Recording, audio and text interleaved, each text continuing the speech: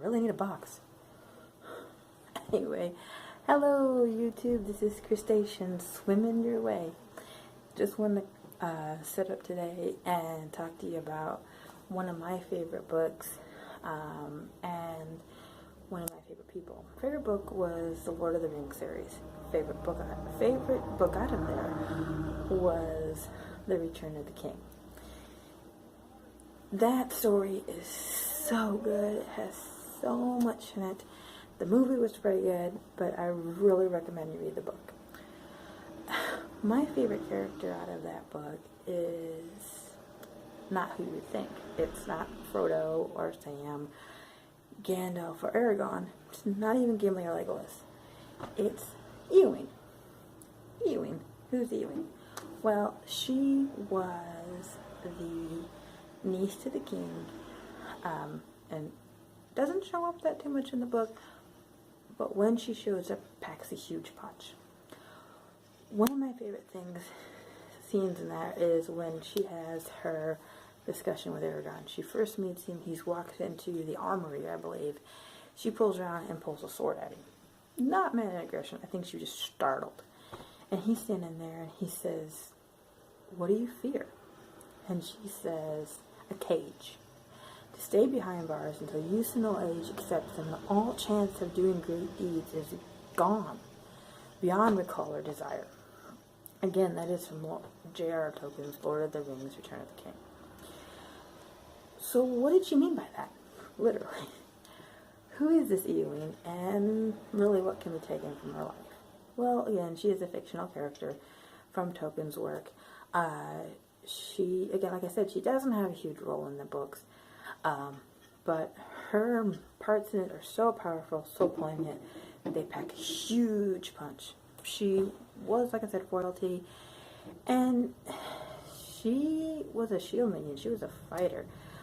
One of the major things she did later on is she defeated an enemy that nobody felt could be beaten. She was a caregiver. She took care of her uncle. He was bewitched by Sauron. Sauron had sent worm something, I can't remember right now. Sent this guy to trick her uncle to think that he was dying, that everybody was against him, pretty much made him like possessed or, mentally ill, we would say today. All the while that was going on, that same worm guy, snake guy, he was sexually harassing her. He wanted that booty. She wasn't going to give him that booty, okay? She was like, you ain't getting none of this. Okay, I'll stop dancing because I'm shaking the house, because I'm fluffy. But, like I said, one thing she is known for is killing the Witch King of Angmar.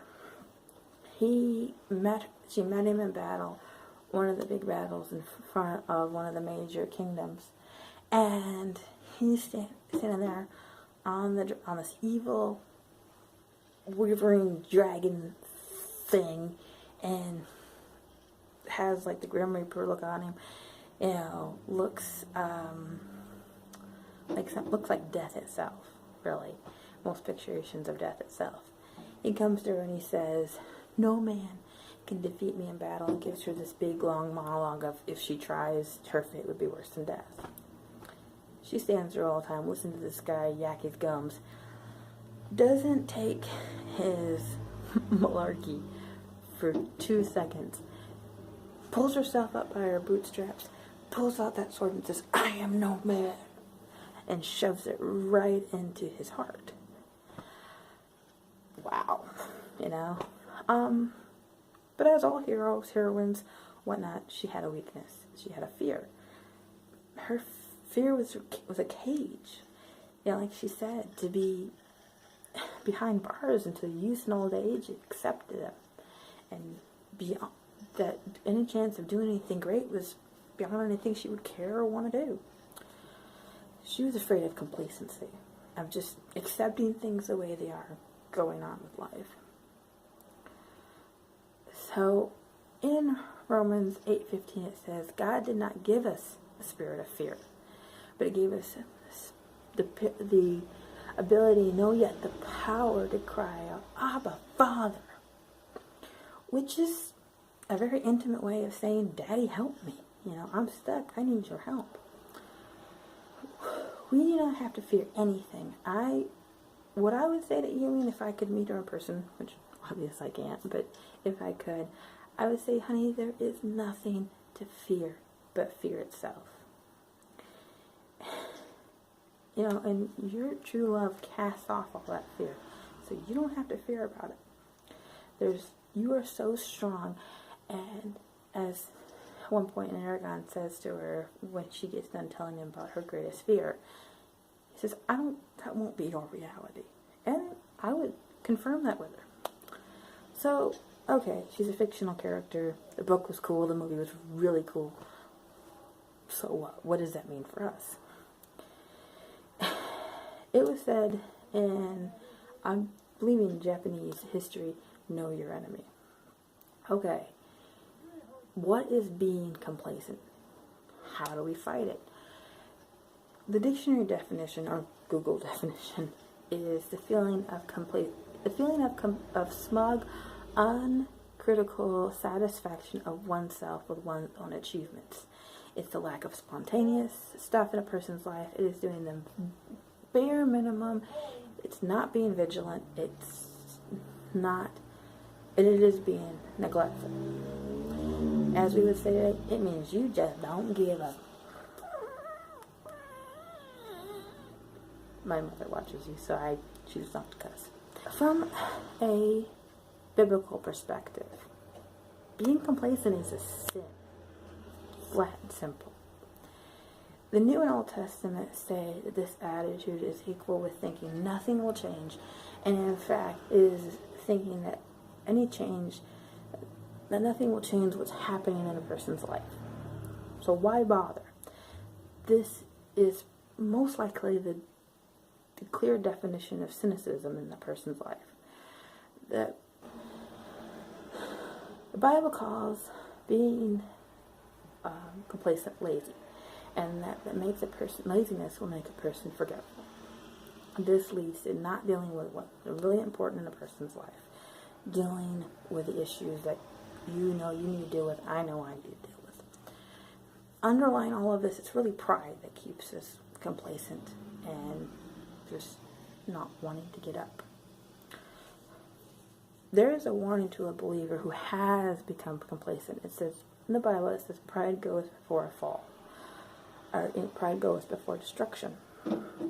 That there's the person who is complacent, that their outcome is an impending doom.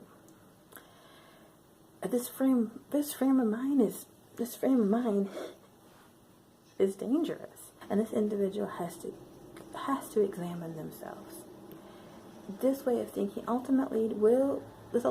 this ultimate way of thinking will lead to failure and everything falling apart in that person's life. Okay, that was a biblical perspective, crustacean. I'm not a Christian. I don't follow the Bible. I don't believe it. Okay, that's fine. I respect that. What does society say about being complacent? Thanks for asking, even though you didn't. In society, being complacent is related to being overwhelmed. We've all been overwhelmed at one point or another. I found myself recently being overwhelmed with making these videos, getting YouTube up and running, and lots of other things in my life. I'm sure you've been overwhelmed too. So, being complacent is a lack of drive. You can correlate it to thinking, I'm fighting City Hall, I can't win, blah, blah, blah. Well, that's just a bunch of male cow's fecal matter, really. Thinking you can't make a change. Why do we think like this? Maybe it's because we're human.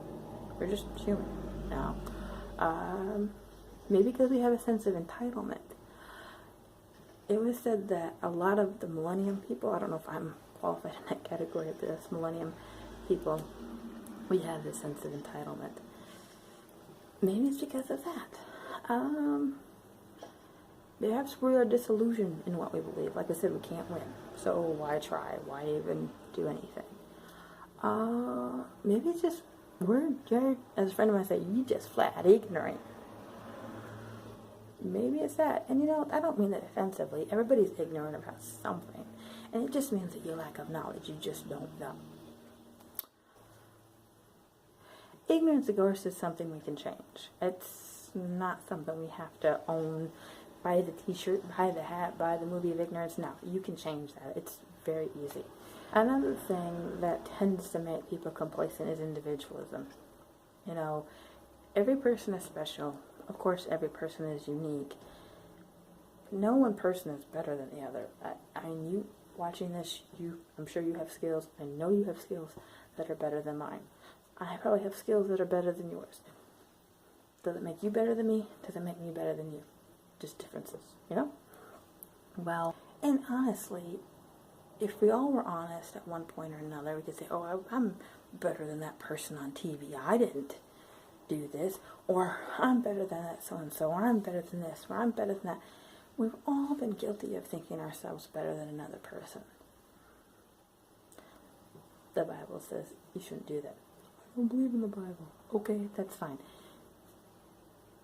You shouldn't do that anyway. So, thinking about how destructive is being complacent. It literally means death. It means stagnation. It means your lack of growth, lack of anything. It means that one stops growing, one stops living, one stops loving, one stops everything. Everything, guys. It means you won't see your dreams come true. You won't be happy. And you'll be in that cage. I know for me, this was a hard thing for me to make.